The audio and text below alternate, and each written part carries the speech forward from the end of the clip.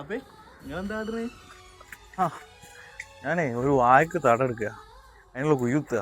വാഴക്ക് തടക്കുക? അപ്പൊ എന്തിനു വാഴ ഇപ്പൊ നിങ്ങൾ ഇപ്പൊ വെക്കണേ? 10-28 കൊല്ലം മുമ്പ് നല്ല വാഴകൾ വെച്ചതാ, പക്ഷെ ഒന്നും കൊലച്ചില്ല. ഇതിന് നല്ല ചെലവുള്ളതാ? ചിലവോ? നല്ല ചിലവായിരുന്നു.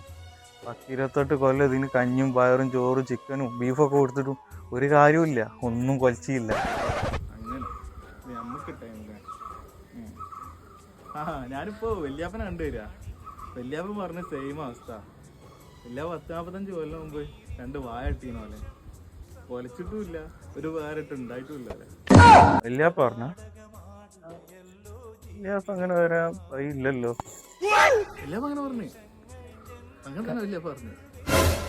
അല്ല, നമുക്ക് മോനായിപ്പോയി.